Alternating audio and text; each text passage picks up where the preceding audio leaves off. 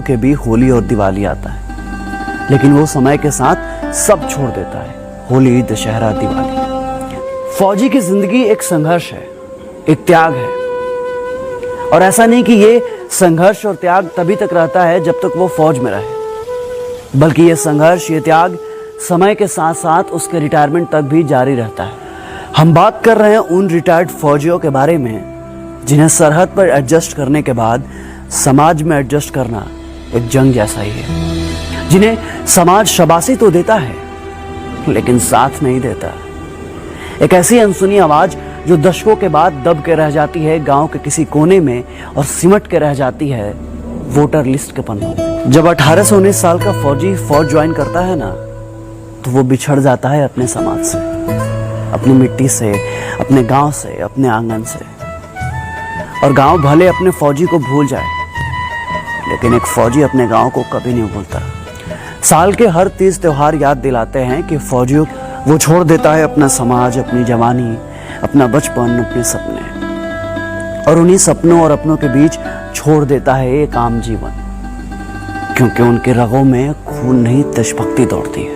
लेकिन वही 40 साल का फौजी जब रिटायर होकर वापस घर आता है तो वो दुनिया से कट चुका होता है। वो सोशली कट ऑफ हो जाता है समाज से। वो समझ ही नहीं पाता सर्विस और रिटायर के बीच के गैप को। वो पाटने की कोशिश करता है इस खाई को। वो जोड़ना चाहता है दिल और दिमाग को। वो फिर से पुराने लम्हों को जीना चाहता है। वो सींचना चाहता है अपने खून और पसीने से अपनी मिट्टी और खेत को। लेकिन ये समाज, ये दुनिया उसके जज्बातों का मजाक बनाती है। उसके भावनाओं को पागलपन करार दिया जाता है। लेकिन एक फौजी फौजी होता है। उसको खुद पे भरोसा होता है। उसे पता होता है कि वो जो कर रहा है सही है। उसे तो आज भी लगता है कि दुनिया पूछेगी उसे कैंटीन की तरह और सर पे चढ़ा कर रखेगी रम की तरह। उसे तो आज भी लगता है कि दुनिया एक सर्विस की तरह है और यहाँ भी सारे काम फौज की तरह ईमानदारी से होते हैं। और ये भी एक कड़वा सच है कि दुनिया रिटायर्ड फौजियों को जगह नहीं देती साहब। वो बना के रखती है एक ऐसा गैप और राजनीति जिसका गणित आज तक किसी फौजी को समझ में नहीं आया, और उसकी इसी मासूमियत का फायदा सारी दुनिया उठाती है। पता है, जब दुनिया सो रही होती है नींद की आगोश में, तो वो तड़के सुबह उठ जाता है गाय भैंस को चारा डालने के लिए और निकल जाता है दूर कहीं गांव में टहलने के लिए। अब गांव में उसके कोई साथी संगाती नहीं होते। वो बिल्कुल अकेला होता है कई जनों के बीच में, एक अजनबी की तरह, या यूं कहें कि एक परदेसी की तरह। फिर वो बनाता है गांव के बच्चों को अपना साथी और काटता है उनके साथ रिटायरमेंट के बाद की बची हुई जिंदगी। वह सुनाता है बच्चों को उन्हें फौज और फौजियों के किस्से और दिखाता है उन्हें जमीन और लड़ाइयों के हिस्से। वो बांटता है अपना दुख दर्द और खोजता है उन पलों में अपना पल, क्योंकि फौजी अपने किस्से कहानियों को बार बार जीता है। एक फौजी अपने सिस्टम में इतना ट्रेंड होता है कि वो किसी भी मिट्टी, किसी भी मौसम में खुद को ढालने की क्षमता रखता है। लेकिन न जाने हमारे समाज की ऐसी मानसिकता क्यों है कि रिटायरमेंट के बाद एक फौजी को सिक्योरिटी गार्ड से ज्यादा काबिल समझा ही नहीं जाता। कभी ओसारे में बैठ उन रिटायर फौजियों को देखिए और उनकी आंखों से छलकते जीवन के संघर्ष को देखिए। ऐसा लगता है कि बचपन की उम्र में रिटायर वो फौजी अभी भी वो अपना बचपन ढूंढ रहा है। वो देख रहा होता है कि शायद अभी भी रेलवे स्टेशन पर कोई घर से आ जाए और पूछे उसका हाल और देश दुनिया का समाचार। लेकिन सच्चाई भी है दोस्त कि रिटायरमेंट के साथ ही दुनिया की इंसानियत भी रिटायर हो जाती है। जब तक वो बैरक में रहता है तब तक उससे किसी को कोई दिक्कत नहीं होता।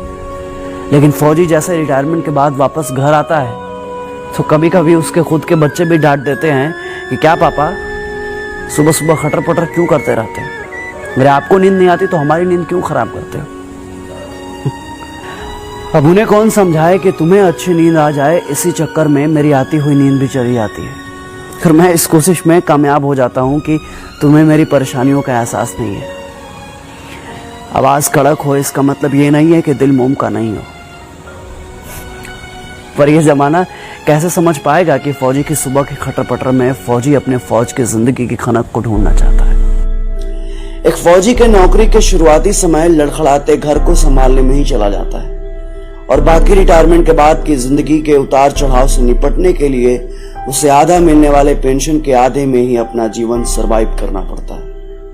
बाहुबलियों के जोर जबरदस्ती और कोर्ट कचहरी के चक्कर लगाते उन फौजियों की कहानियां ये चीख चीख कर कहती है कि सादगी और ईमानदारी के नाम पर फौजियों के साथ कितना छल हुआ है। अनुशासन में स्थिर रहने वाले फौजी जब घर आते हैं तो वो शायद ये भूल जाते हैं कि जमाने की रफ्तार में लोगों की टेंडेंसी में कितना बदलाव आ गया है, और इसलिए परेड में लेफ्ट राइट करने वाले फौजी भाई लोग किसी भी गलत चीज के साथ लेफ्ट राइट नहीं कर पाते, और शायद इसलिए समाज उन्हें पागल कहता है। हाँ, फौजी लोग ना पागल होता है, और उनके पागलपन का अंदाज आप नहीं लगा सकते, क्योंकि वो उनका पागलपन ही है जो कठिन से कठिन परिस्थितियों में भी वो कभी दो तरफा नहीं सोचते।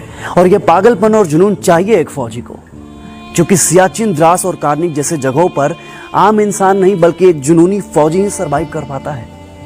लोग कहते हैं कि फौजियों का दिमाग घुटने में होता है। हाँ, आप सही सुन रहे हैं, फौजियों का दिमाग ना घुटने में ही होता है, क्योंकि तभी तो फौजी दुश्मनों के सामने घुटने नहीं टेकते। और एक बात और, ज्यादा दिमाग वाले लोग ना सिर्फ मच्छरदानी ही संभाल सकते हैं, दुश्मन का मोर्चा नहीं। फौजियों के पास दिमाग नहीं होता, तभी तो वो -30 डिग्री सेल्सियस पर भी प्लस माइनस नहीं सोचते। एसी में रहकर जैसलमेर की गर्मी आप नहीं समझ पाएंगे साहब, और आप दिमाग की बात करते हैं।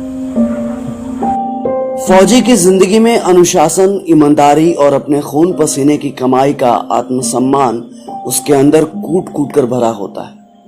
उसकी पाई पाई में सियाचिन की सर्दी और जैसलमेर की गर्मी का कतरा कतरा मौजूद होता है। सर्विस से डिस्चार्ज होने के बाद जब वो अपने पैसे को सही समय और सही जगह पर खर्च करता है तो लोग उसे कंजूस कहकर उसके पसीने का मजाक उड़ाते हैं। जब वो किसी ऑफिस में घुसकर बाबू लोगों से घूस लेने का विरोध करता है तो लोग उसे बेवकूफ समझते हैं, लेकिन लोग जब अपने गिरेबान में झांक कर देखेंगे ना, तब उन्हें मालूम चलेगा कि असल में बेवकूफ कौन है।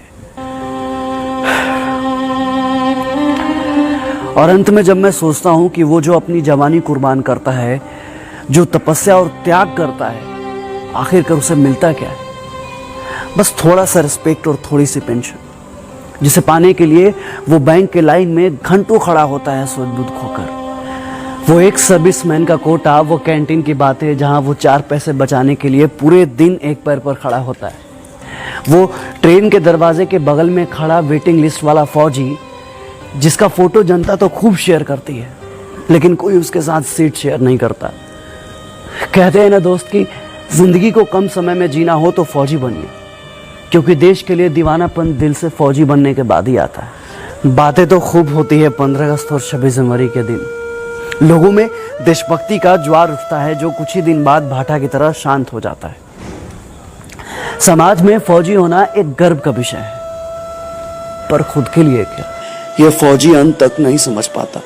फौजी ना सब समझने की कोशिश करते हैं, लेकिन ये समाज उनको कब समझेगा? कब समझेंगे लोग उनकी भावनाओं को, उनके जज्बातों को, उनके द्वारा किए गए उनके जीवन में त्याग और तपस्या को? कब समझेंगे उनकी मेहनत को, उनकी ईमानदारी को?